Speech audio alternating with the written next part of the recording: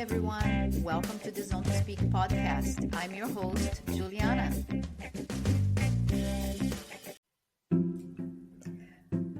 Before the episode, I have got to share one of my absolute favorite ride essentials, the cyclist Smart Pump. This little thing goes everywhere with me. It's compact, powerful, and honestly a game changer on the bike. I love using it mid-ride when switching between terrains. I can drop the pressure for gravel and then pump it back up when I hit the road. Super easy, super fast. And of course, it's a total lifesaver in case of a flat or any loss of air. No stress, no hand pumping. Just press the button and go. You can grab yours with 10% off using my code ZONE2SPEAK. Link and details are in the episode notes. Trust me, once you try it, you won't leave for a ride without it. Cyclist Smart Pump, smart, simple, and ready for any adventure. Now, let's hear it for the episode. Today on Zone to Speak, we are diving into a story shaped by resilience, leadership, and a deep love for cycling. I am joined by Violette Neza, Rwanda's best female ultra cyclist, a UCI-certified coach, an ambassador for multiple cycling initiatives across Europe and Rwanda, and the powerful force behind KOMERA New Cycling Team, a project dedicated to uplifting and empowering young Rwanda women. Violet is someone whose cycling journey goes far beyond racing. Her life is a blend of athletic ambition, cultural impact, mentorship, and community building. And she's doing all of it with a contagious smile and unbelievable drive. Today, we'll get into her story, her mission, and the future she's helping build for women in cycling. Let's get started. Violet, welcome to Zone to Speak. Thank you so much. Thank you so much for having me. And thank you for a great introduction. Trying to summarize you, it's not an easy job because you're very young, but you have been so powerful and so impactful in so many people's lives. And you have had also an amazing career that began in Rwanda and it made all the way to Europe. Your journey spans continents from, growing up in Rwanda to racing and coaching in Belgium, one of the world's most iconic cycling nations.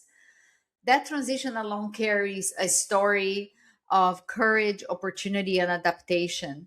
Can you share where your cycling journey began and how it led you from Rwanda to racing in Europe?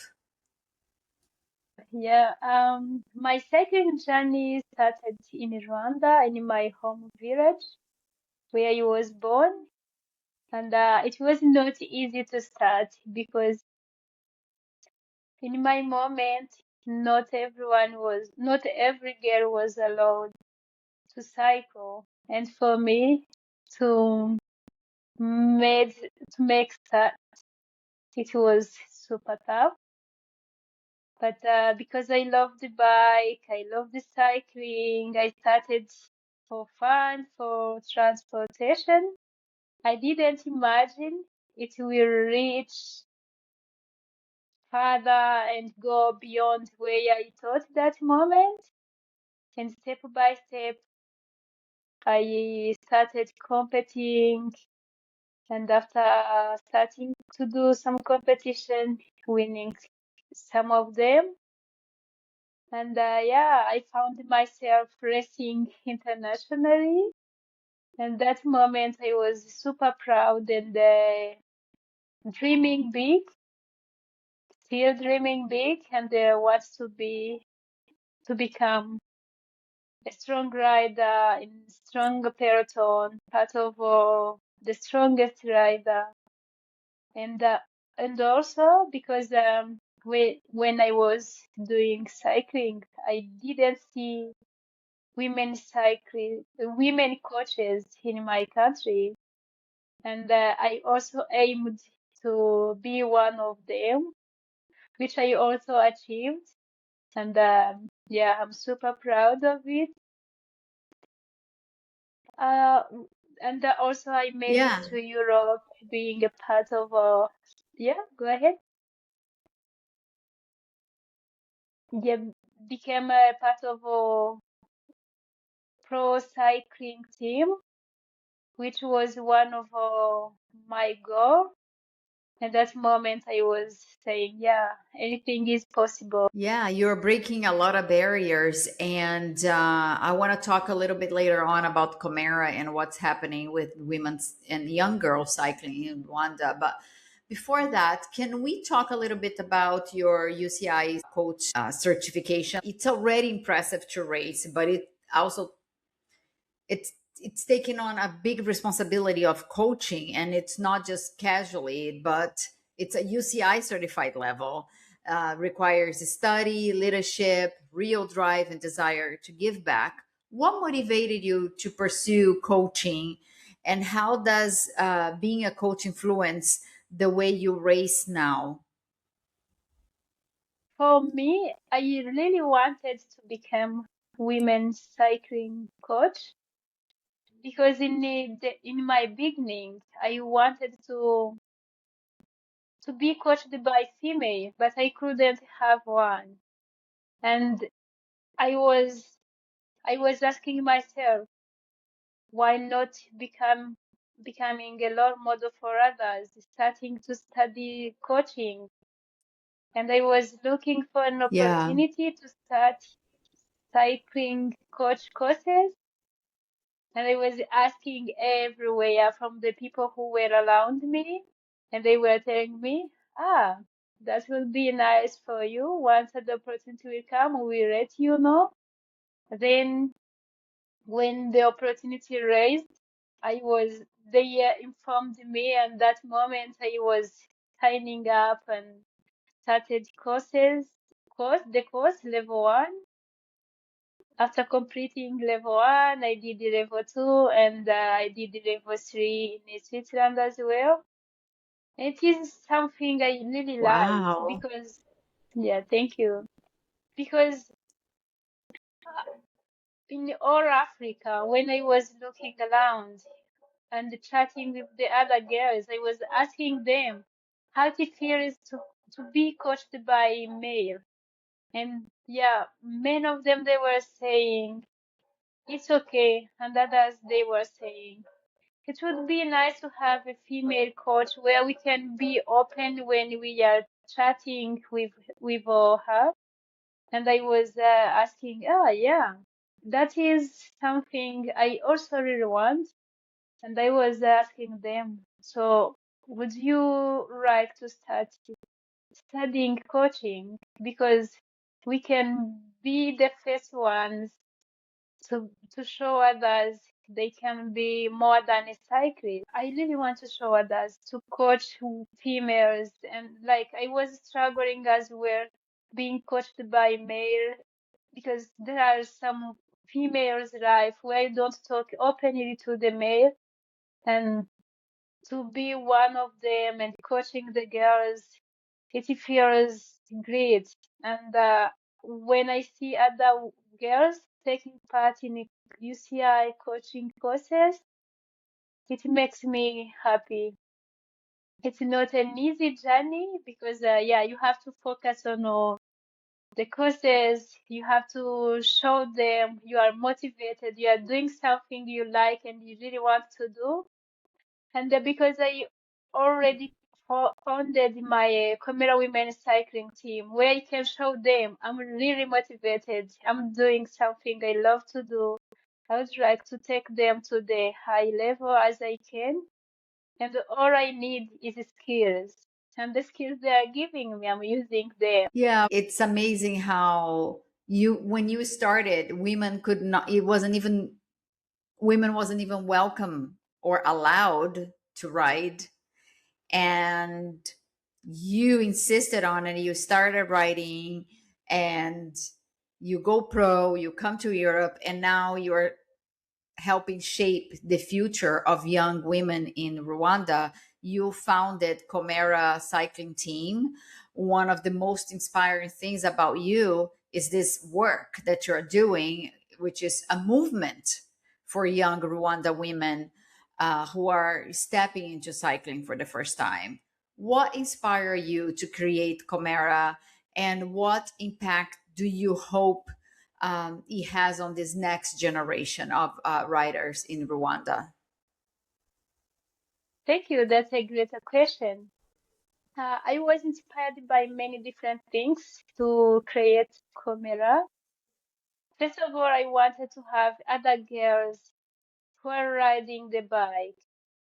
I was feeling sad when I was cycling alone almost in the whole country and seeing others only when it's time for competition. And the gap I was seeing, it inspired me.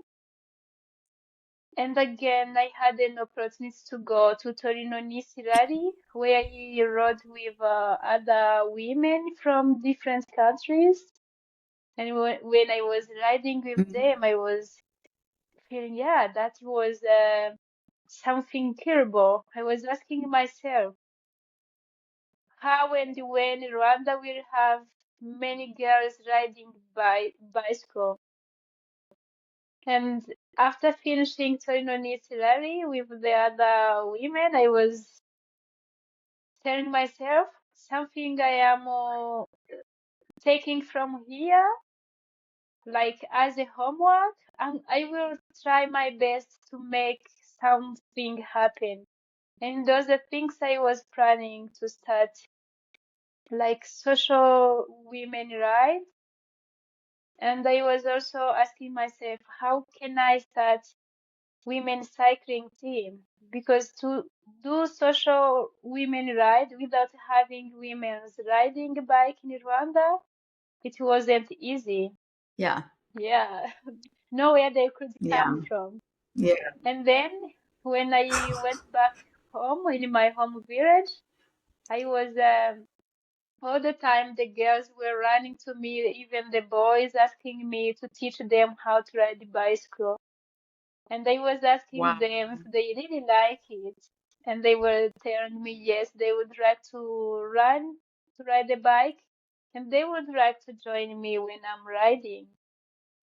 And that pushed me to teach them. And but it wasn't easy because I didn't have the bicycles to give to them. Their families were not able to buy bicycles for them. Then that was a challenge. But I didn't take it as the big challenge because there were some other local people with single speed bike, taxi bike, as you saw them here in Rwanda when you were here. And I was asking the people Yeah. who had those single speed bike to borrow me a bike. Then I can use it to teach the girls how to ride the bicycle. I did it like that, and I started with 5 girls, teaching them how to ride the bicycle. At some point, few were gone and new one were coming. And until one point, I had 5 girls who knew to ride the bike and they could ride with them. I was riding my gravel bike. They were riding the single speed bike. And that moment, I was feeling happy Amazing. and I was seeing it working. And I was saying, yes, let's do it. And when we were riding in the village, many others were coming to ask me, please, can we join your cycling team? And they were saying, yes, but we still have a problem of equipment. Even the one who were gone, they were coming back, which was making me happy. And in less than a year, I had 20 girls. Yeah, that kept him motivating me. And I started it for fun, not aiming to take them to the competitions or even beyond. And after they knew to ride a bike and they were watching television, asking me where I go when I'm riding a bike, and when I was sharing them my Mhm. experiences, they were saying, "We are dreaming to become professional riders." And that was, Wow. yeah, that was something big and opened my mind because I had level two of a UCI coaching course, and I was like, that is something I really have to work on. Not only with them, but also I still have to increase my skills and my level. And I kept learning and teaching, sharing what I was learning. Yeah, and now they are competing in the youth races and even in the Rwanda cycling club. Thank you. Wow. That's really, really incredible. I'm sure it's so gratifying for you. And yeah, I've been in Rwanda and I saw I mean, there are bikes everywhere, everywhere, because it's a means of transportation. A lot of people work carrying the tea leaves, bananas, even, chickens, other animals, all on a bike. It's quite impressive. But you don't see a lot of women. So it's great that you're doing this work to teach them and give them this independence. Just to ride a bike, or the ones that surprise you with wanting to pursue actually is racing. Incredible. People listening, if they want to get involved and help out with anything, um how they can find KOMERA and how they can reach you to maybe help out in some way, some level. Thank you. We do use Instagram page, and we are not yet in official teams. I'm still struggling to get all documents to have it as a official team in the country. It takes long, and it asks a lot of documents and mine as well. It's a long procedure, but Yeah. yeah, I'm already taking individual who are supporting me out. They're still using my account to support the team, and they are reaching out to me, to my Instagram, to my email, and also using KOMERA Women Cycling Team Instagram page. Yeah. Great. Okay. I'll share everything will be on the episode description so people can check it out. With that, you are part of a small but growing group of African women competing and leading with the international cycling scene. That visibility matters and it carries weight, especially for young girls watching you. Do you feel a sense of responsibility as a role model, and how do you navigate that while balancing your own personal goals? Thank you. To see it and feeling I'm having responsibility, it makes me proud and pushes me to keep working hard because once I know there are people who are running and following my journey, I have to try to show the best and to be the good role model as I can and try to bridge the bridge they can use to cross and try to show them how they can break those barriers which are avoiding us to reach on our goals. Yeah, yeah, it's a big responsibility. It's good to see that the scene is changing and we're seeing more diversity. I want to touch on the point where you raced with Riley before, and I wanted to ask you what that meant for your development as a rider. And are you part of a team now, or are you working as a privateer? Yes, last year I was part of a relay racing team. It was I can say great experience to be part of a European team where I had a mixed experience. But yeah, sometimes life gives you the hills and down hills. And we do have to go up hills when it goes up, and when it goes down, it go down. And I am thankful The highs for and the lows. the highs and lows, because when you don't succeed like you wanted, you run from the experience. And yeah, Yeah. it was a great moment where I had to do some races in Europe, even if they were not many, but that was a great experience. And this moment, I am private, where I'm having and welcoming my personal sponsors. I'm not yet doing international races at this moment since the end of last year, but hoping to do few in the next month. Thank you. Wonderful, wonderful. Yeah, looking forward to having you here. Hopefully, we'll see each other. So, you are working as a privateer. You have a lot of ambassador roles. You are an ambassador for a team leader, Women's Mountain Bike Network, and Plan Rwanda. Three very different but aligned initiatives supporting empowerment, development, and diversity in sports. How do these ambassador roles shape your mission, and why are these organizations important to you? Thank you so much. I'm going to start with Plan International. That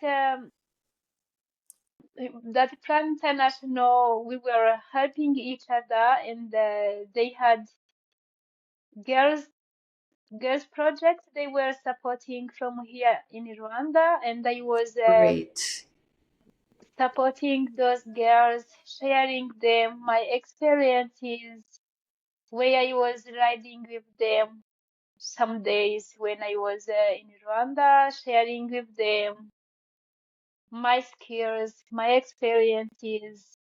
And yeah, I was also trying to pave the way for them to go further as they can.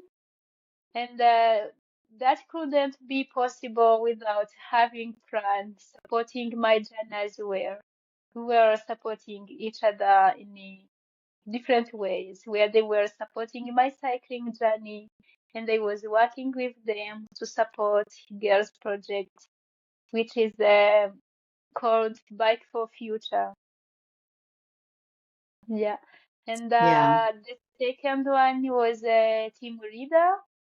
Team Leader is a greater company from Europe, and they were organizing some tourism activities here in Rwanda, where they were visiting Okay. Rwanda with their workers to enjoying the ride. And I was also working with them to inspire the women to join the group, because they didn't have many women in the group. But once they knew they have a tour guide who is a girl or women, they were feeling motivated and really want to come to Rwanda to ride bike.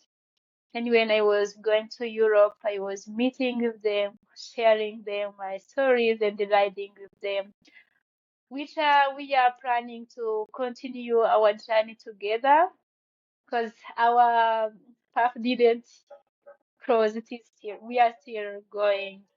There are many adventures ahead of us, and I really want to see more women from Team Leader riding bicycles and riding together with them.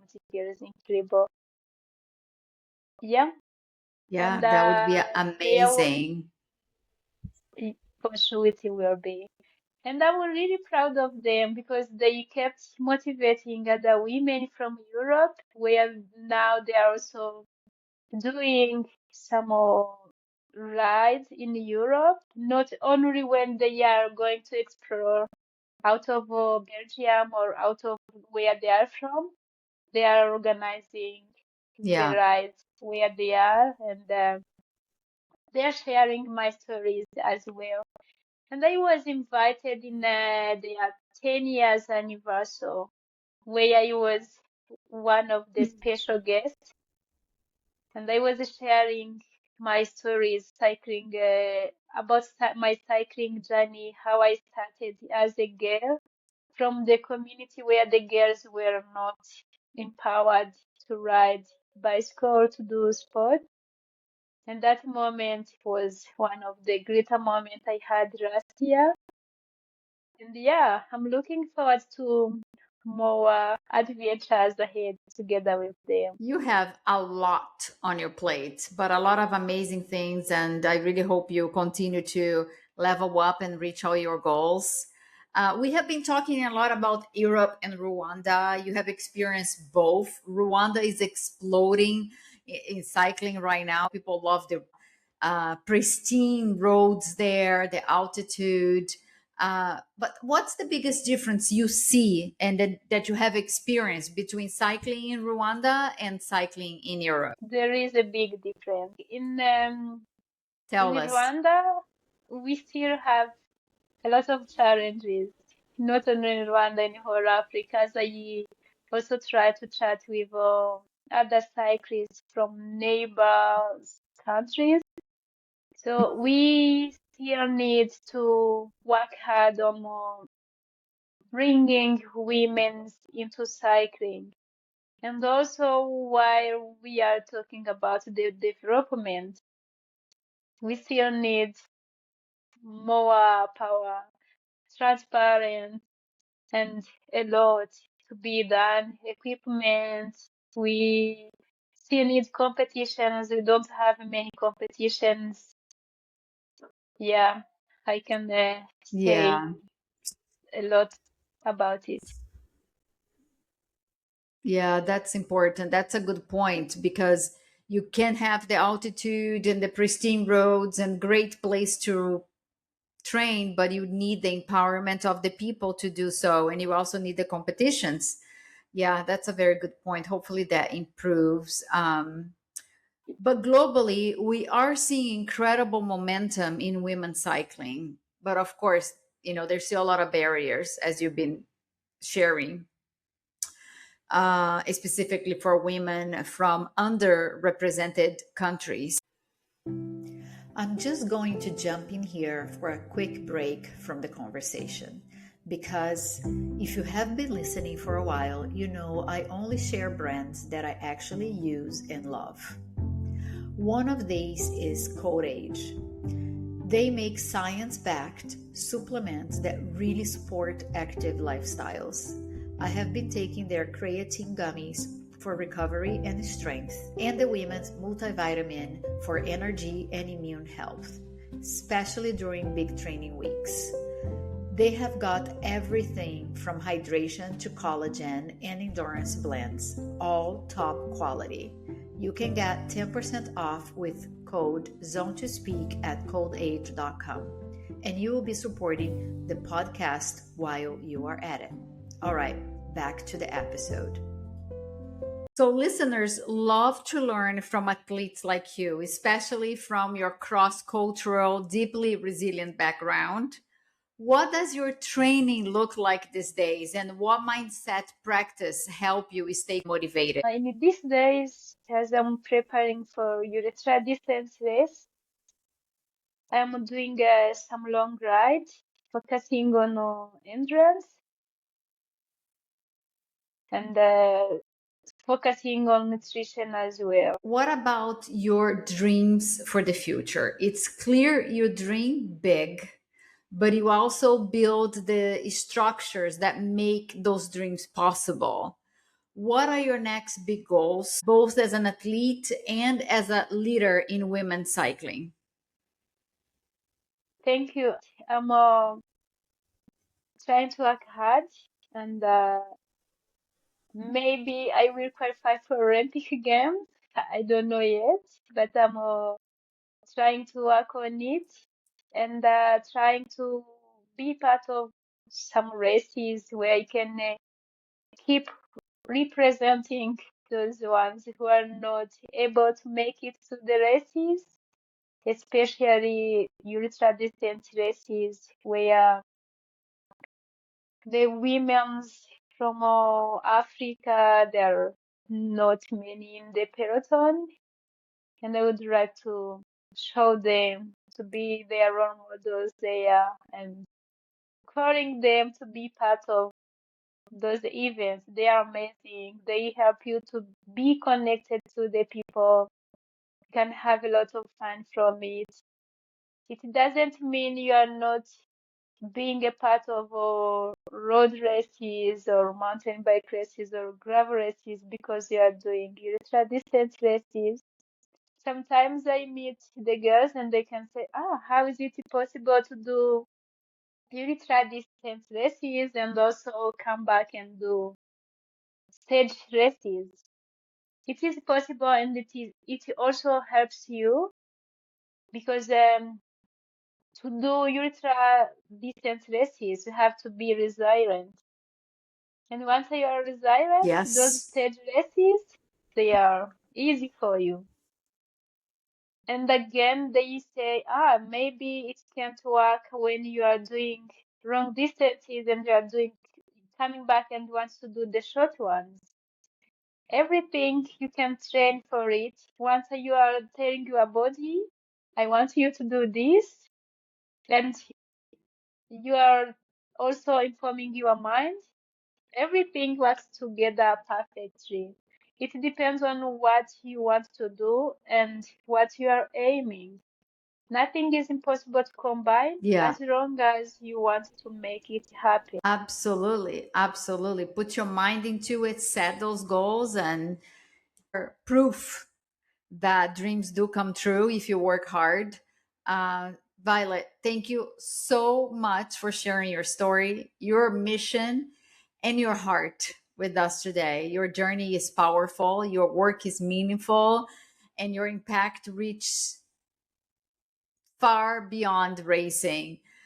It's a pleasure to have you here. I am honored to call you a friend, and I hope to see you in Europe sometime soon. And I really hope I have an opportunity to go back to Rwanda, one of my favorite countries. Thank you so much.